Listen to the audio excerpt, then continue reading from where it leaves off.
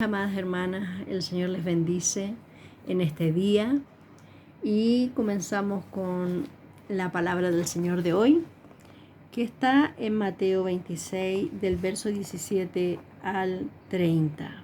Dice así: el primer día de la fiesta de los panes sin levadura, vinieron los discípulos a Jesús diciéndole: ¿dónde quieres que preparemos para que comas la Pascua? Él le dijo ir a la ciudad a cierto hombre y decirle: el maestro dice, mi tiempo está cerca, en tu casa celebraré la Pascua con mis discípulos. Y los discípulos hicieron como Jesús les mandó y prepararon la Pascua. Cuando llegó la noche, se sentó a la mesa con los 12, y mientras comían, de cierto os digo que uno de vosotros me va a entregar. Entristecidos en gran manera, comenzó cada uno de ellos a decirle: soy yo, Señor. Entonces él respondiendo dijo: el que mete la mano conmigo en el plato, ese me va a entregar. A la verdad, el Hijo del Hombre va según está escrito de él. Mas ay de aquel hombre por quien el Hijo del Hombre es entregado. Bueno le fuera a este hombre no haber nacido. Entonces respondiendo Judas, el que le entregaba, dijo: ¿soy yo, maestro? Le dijo: tú lo has dicho.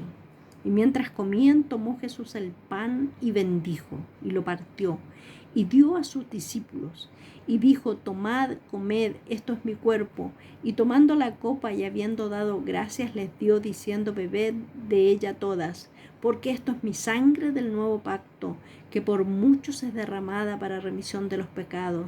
Y os digo que desde ahora no beberé más del fruto de la vid hasta aquel día en que lo beba nuevo con vosotros en el reino de mi Padre. Estaba por celebrarse la Pascua.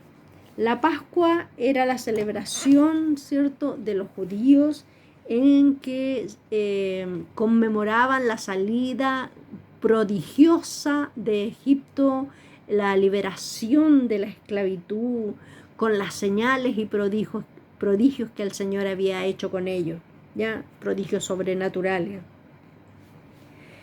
Y esta vez, esta Pascua, dice la palabra del Señor aquí, que el Señor le dice en el 26:2: sabéis que dentro de 2 días se celebra la Pascua. Faltaban 2 días. Y le dice, mire, y les dice a los discípulos: y el Hijo del Hombre será entregado para ser crucificado. Yo le puse aquí a este título: la nueva Pascua y el nuevo Cordero. El Señor les estaba revelando que Él sería el Cordero Pascual, que sería sacrificado por la humanidad. Está diciendo: y el Hijo del Hombre va a ser crucificado. Los discípulos no entendieron mucho lo que sucedía, pero había que celebrar la Pascua, ¿cierto? La Pascua se celebraba con la familia, se comía con la familia, y aquí el Señor celebra con sus discípulos. Esa era su familia. Los discípulos eran su familia. Compartirían el pan, compartirían las hierbas amargas y el vino, ¿ya? En Lucas 22, 15 y 16, el Señor se expresa de esta manera: cuánto he deseado comer con vosotros esta Pascua antes que padezca. Le está diciendo: esta va a ser nuestra última cena de comunión, pero la deseo, la anhelo. Dice la palabra aquí, en la palabra el deseo, dice que era un deseo intenso, intensamente deseo comer con ustedes para mostrarles el Cordero Pascual que soy yo. Eso le iba a mostrar el Señor. Pero os digo que no la comeré más hasta que se cumpla en el reino de Dios. ¿Ya? Era el inicio, amadas hermanas, de la redención. El Señor sabía que después de de comer esta comunión, de estar en comunión con sus discípulos, de presentarse delante de ellos como el Cordero Pascual, el autor de la redención. Él iba a padecer, iba a llegar a la cruz. Y varias cosas suceden, dice aquí la palabra del Señor en el 20, dice, se sentó con ellos en la mesa. Y le empieza a hacer algunas declaraciones, ¿cierto? Primero anuncia la traición de Judas. El Señor sabía que iba a ser traicionado. Dice que todos se entristecieron, ¿cierto? Pero el que menos se entristeció fue Judas. No sé si no lo entendió, no sé si ya estaba embalado, como dicen en esto, pero siguió. Después en el verso 24, le dice, a la verdad el Hijo del Hombre va según está escrito de él. Hay una versión en la Biblia viviente, en una versión de la Biblia que se llama viviente, que dice, lo expresa así, dice en el verso 24, pues el Hijo del Hombre tiene que morir, tal como lo declararon las Escrituras hace mucho tiempo. O sea, le está diciendo, el plan se va a cumplir, ¿ya? Y el plan continúa. Después les habla de que Él entregaría su cuerpo, dice en el verso 26, dice, mientras comían, tomó Jesús el pan y bendijo y lo partió y dio a sus discípulos y dijo, tomad, comed, esto es mi cuerpo. O sea, yo voy a entregar mi cuerpo en sacrificio, ¿ya?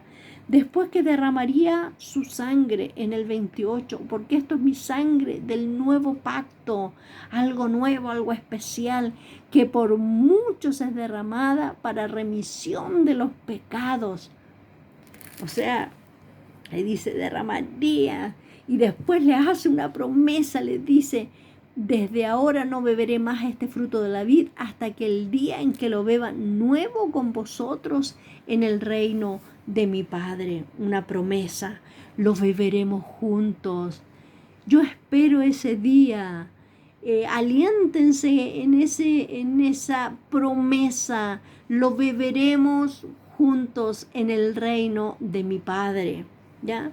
Y luego en el 30, si ustedes leen, dice, cuando hubieron cantado el himno, subieron al monte de los olivos.